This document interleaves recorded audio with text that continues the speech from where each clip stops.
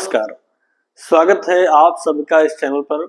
दर्शकों, आज आप सबके मध्य पुनः उपस्थित हूँ एक ज्योतिषीय विषय का कार्यक्रम लेकर के। आज का ये जो कार्यक्रम है, जो वीडियो है, ये ज्योतिष से संबंधित है।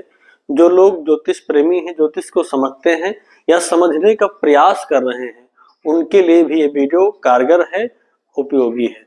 दर्शकों, आज हम बात करने वाले हैं कुंडली में भाग्य नामक योग कैसे बनता है, कुंडली में भाग्य नामक योग का निर्माण कैसे होता है, व्यक्ति को अपने भाग्य का सुख मिलेगा या नहीं मिलेगा, या फिर कितना मिलेगा। दर्शकों, आज के समय देखा जाए तो अगर हम भाग्य की बात करें तो लोग कहते हैं कि शायद कर्म से बढ़कर के कुछ नहीं है, आप जो कर्म करेंगे निश्चय ही सफलता प्राप्त होगी। दर्शकों, ना तो हम कर्म को ठुकरा सकते हैं और ना ही भाग्य को ठुकरा सकते हैं। ये बात तय है कि बिना कर्म के कुछ भी संसार में मिलने वाला नहीं है, लेकिन बिना भाग्य के भी मिल जाए ये भी संभव नहीं है। यानी ना हम कर्म को ठुकरा सकते हैं, ना हम भाग्य को ठुकरा सकते हैं।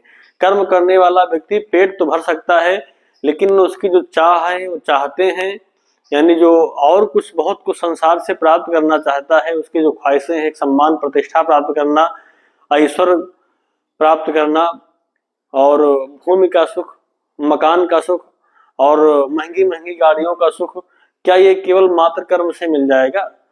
ये विषय बहुत ही समझने के योग्य है। दर्शकों, ये इसमें कोई दो राय नहीं है कि मेहनत करने वाला व्यक्ति, परिश्रम करने वाला व्यक्ति अपना जीविकोपार्जन तो कर ही लेगा, यानी अपना पेट और परिवार का पेट जरूर पाल लेगा, लेकिन संसार की भौतिक इच्छाओं को पूर्ण कर ले जाए केवल कर्म के सहारे, ये संभव नहीं। इसके लिए भाग्य की भी आवश्यकता होती है। तो आज हम बात करने वाले हैं कुंडली में भाग्य नामक योग कैसे बनता है। दर्शकों, हमारी जो जन्म पत्रिका है, कुंडली है, जिसमें हम 12 भाव होते हैं। 12 भाव में हम 12 भावों के द्वारा अलग अलग चीजों का प्रायः विचार करते हैं। इसमें से जो हमारा नवम भाव है, जिसको हम भाग्य भाव या धर्म भाव के नाम से जानते हैं, धर्म के द्वारा ही एक तरह से देखा जाए तो भाग्य का निर्माण होता है। ऐसे में हमारा जो ये भाग्य भाव है, इस भाव का स्वामी अगर शुभ स्थान पर जाकर के बैठ जाए, केंद्र में बैठ जाए, या फिर उच्च का बैठ जाए, और या फिर मित्र ग्रही हो, स्वग्रही हो, उच्च का हो, और साथ ही साथ इस नवम भाव पर, भाग्य भाव पर शुभ ग्रहों की दृष्टि हो, जैसे बुध हो, चंद्रमा हो, शुक्र हो, इन ग्रहों की दृष्टि हो जाए, देवगुरु बृहस्पति हो, इन ग्रहों की अगर नवम भाव पर दृष्टि हो जाए, और नवबेश जहां पर भी बैठे, उच्च के हों, स्वराशि के हों, मित्र राशि के हों, और किसी भी प्रकार से पीड़ित ना हो, अंश बल से भी पीड़ित ना हो, इस प्रकार से अगर योग बन जाता है तो ऐसे व्यक्ति को अपने जीवन में भाग्य का पूर्ण सुख प्राप्त हो जाता है, इसमें कोई संदेह नहीं। ऐसा व्यक्ति अपने जीवन में भरपूर भाग्य का लाभ प्राप्त करता है। ऐसा व्यक्ति एक शानदार जीवन जीता है। और शानदार जीवन क्या होता है? ऐसा व्यक्ति अपने पिता के सम्मान को बढ़ाने वाला होता है, पिता के द्वारा स्नेही होता है, तीर्थ यात्रा करने वाला होता है, और समाज में प्रतिष्ठा प्राप्त करने वाला होता है, और सदाचारी, और साथ ही साथ ऐसा व्यक्ति स्थिर धन सुख संपत्ति वाला होता है।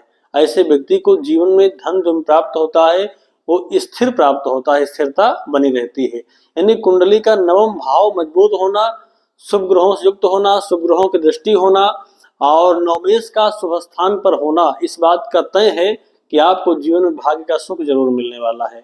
और यहीं पर अगर ये भाव पाप ग्रहों से दृष्ट हो जाए, पाप कर्तरी योग में हो जाए, नवम भाव के स्वामी त्रिक भाव में चले जाएं, पीड़ित हो जाएं, तो भाग्य का जो सहयोग सपोर्ट मिलना चाहिए उसमें कमी जरूर आ जाती है।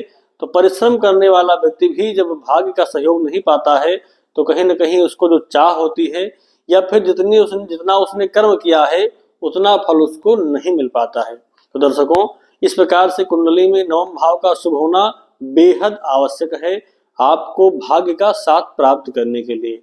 तो आज के लिए बस इतना ही। पुनः मिलेंगे नए वीडियो में नई जानकारी के साथ। तब तक के लिए नमस्कार।